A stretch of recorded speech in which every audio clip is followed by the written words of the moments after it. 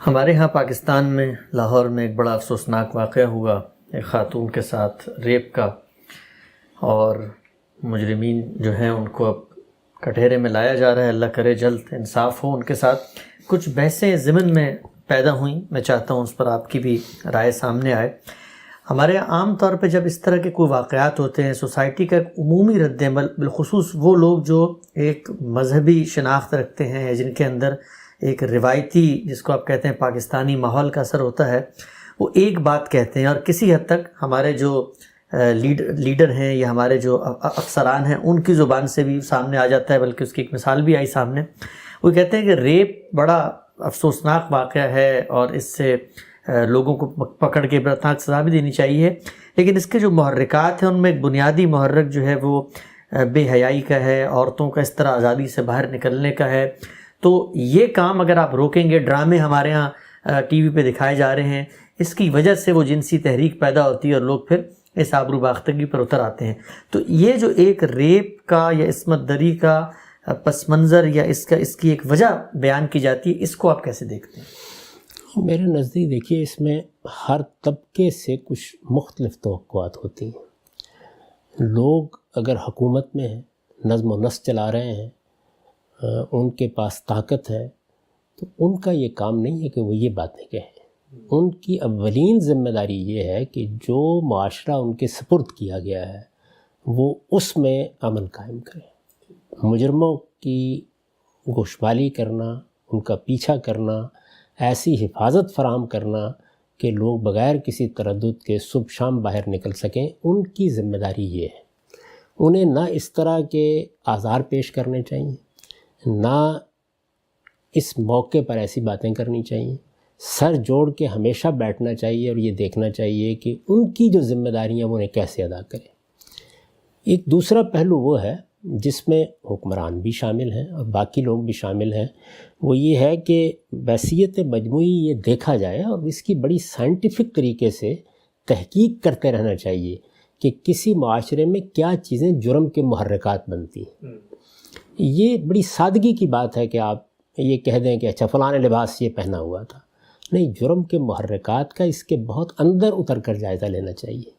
اس کے پیچھے طاقت کیا کردار ادا کرتی ہے، اس کے پیچھے تربیت کیا کردار ادا کرتی ہے، اس کے پیچھے مجموعی ماحول کا کیا کردار ہے، ہمارے تعلیمی نظام میں کیا خامیاں ہیں جن کو ہمیں مل کر دور کرنا چاہیے، ہمارے ہاں جو خاص طور پر دیہات کی معاشرت ہے اس میں کیا محرکات جرم کا باعث بن جاتے ہیں، جاگیرداری نظام اس میں کیا کردار ادا کرتا ہے۔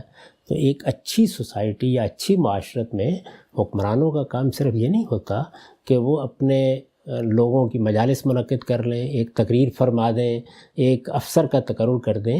اگر آپ آج کے دور میں حکومت کرنا چاہتے ہیں تو آپ کا کام یہ ہے کہ آپ ہر وقت اس بات کا جائزہ لیں۔ یعنی اگر پولیس کا محکمہ بھی قائم کیا گیا تو ذمہ داری بے شک اس کی یہی ہے کہ وہ امن و امان قائم کرنے کے لیے قانونی ذرائع استعمال کرے، لیکن قانونی ذرائع سے دنیا میں کبھی جرم کا خاتمہ نہیں ہوا۔ خاتمے کی بات نہ کیجیے، کم کرنے ہی میں انسان کامیاب ہوتا ہے۔ یہ ہمیشہ ان تمام عوامل کا جائزہ لینے سے ہوتا ہے۔ اچھا، جدید ذرائع کتنے استعمال کیے گئے ہیں؟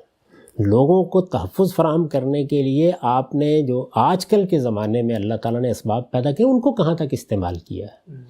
کہاں کہاں آپ سے کسی چیز پر قبل از وقت اقدام کرنے میں کوتاہی ہوئی ہے؟ یہ تمام چیزیں ایسے محکمے ہونے چاہیے، ایسی مجالس ہونی چاہیے، ایسے تھنک ٹینک ہونے چاہیے جن میں زیر بحث آئیں، کیونکہ ریاست میں حکومت کا نظم قائم کس لیے کیا جاتا ہے؟ اگر کوئی آدمی یہ کہے کہ اولین مقصد کیا ہے تو امن و امان قائم کرنا، لوگوں کو تحفظ فراہم کرنا، یعنی ان کی جان مال آبرو کو حفاظت حاصل ہو۔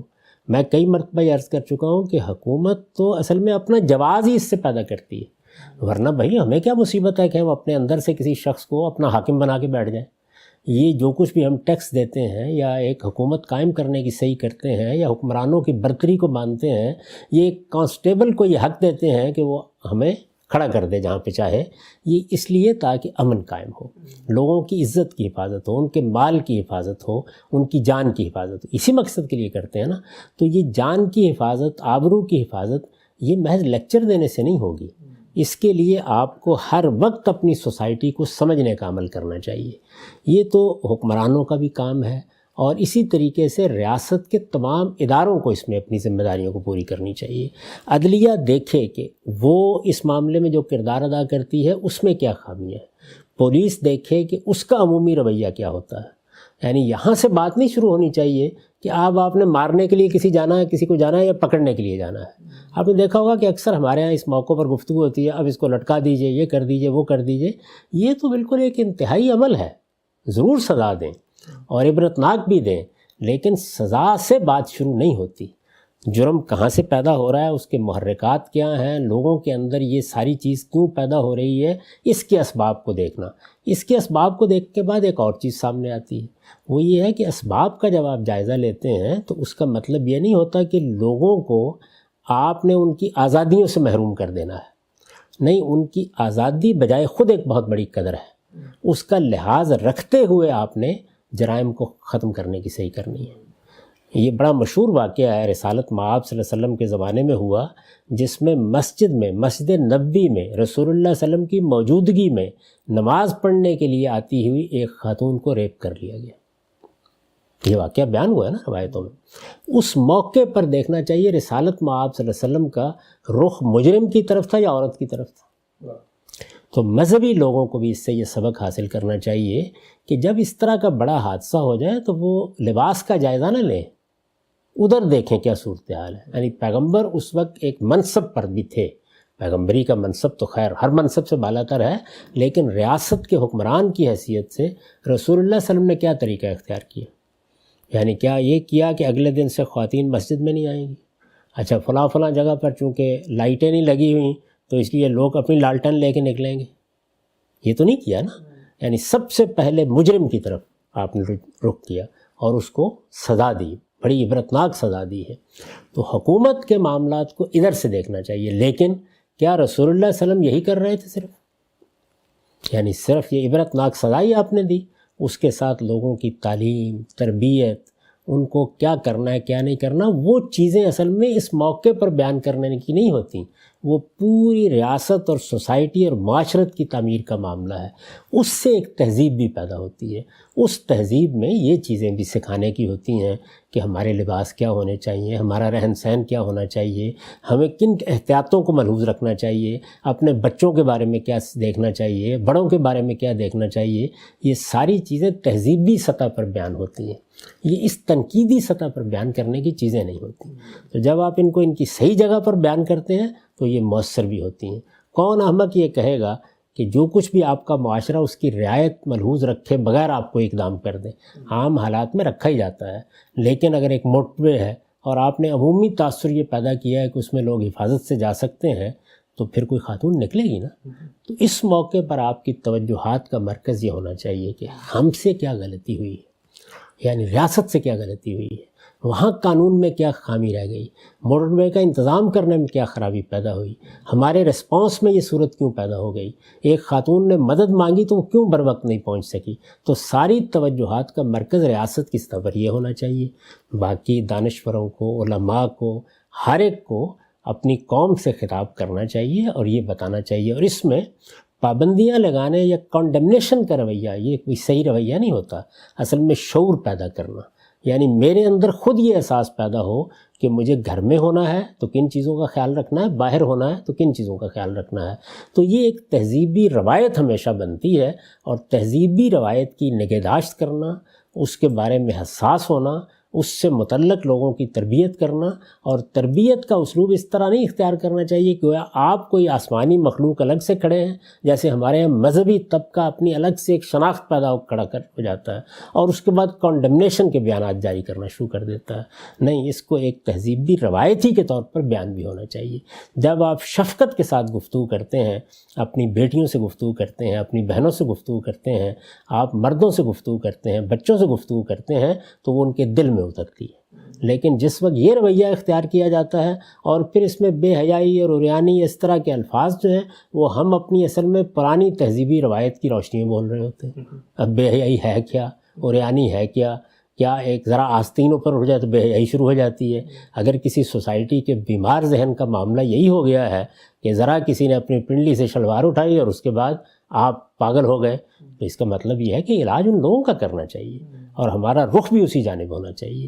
تو یہ میرے نزدیک ایک سے جہتی لائے عمل ہے، یعنی ایک جانب آپ اعلیٰ تہذیبی روایات پیدا کریں، دوسری جانب حکومت، اس کے ادارے، یہ سب یہ کوشش کریں کہ جرم کے محرکات کا انالیسس ہوتا رہے اور اس کے خاتمے کے لیے پریونٹیو میئرز جس کو آپ کہتے ہیں وہ اختیار کیے جائیں۔ اور تیسری جگہ یہ ہے کہ پھر اگر جرم کا صدور ہو جائے تو اس میں سزا کیسے دی جائے اور کتنی دی جائے، اور اس میں اللہ تعالیٰ نے ہماری رہنمائی فرما دی ہے قرآن مجید میں، اسی کو پیش نظر رکھنا چاہیے۔ یہ ہم سب اگلا سوال ہے آسک غامدی فورم سے، اس پہ یہ پوچھتے ہیں اسی واقعے کے بعد جو ایک ڈیبیٹ مزید پیدا ہوئی، ہمارے ہاں حکام نے یہ کہا اور سیاستدانوں کی طرف سے بھی سامنے آئی یہ بات کہ عبرت ناک سزا دی جائے ریپ کے مجرم کو تو اس کو نامرد کر کے بھی معاشرے میں بطور عبرت کھڑا کیا جا سکتا ہے۔ تو سوال یہ ہے کہ کیا کسی ریپ کے مجرم کو دین اسلام کی روشنی میں نامرد کیا جا سکتا ہے؟ اس کو دو طرح سے سمجھ لیجئے، ایک یہ کہ اللہ تعالیٰ نے بعض جرائم کی سزائیں خود بیان فرما دی، یعنی انتہائی سزائیں۔ آپ جانتے ہیں کہ چوری کی سزا بھی انتہائی سزا ہے جو قرآن میں بیان کی گئی ہے، آخری درجے میں جرم کا صدور ہو گیا ہے، دین کے پورے شعور کے ساتھ ہوا ہے، اور اس کے ساتھ مجرم کسی رعایت کا مستحق بھی نہیں رہا اپنے حالات کے لحاظ سے۔ تو ہاتھ کاٹنے کی سزا بیان کی ہے، بدکاری کی سزا 100 کوڑے بیان کی ہے۔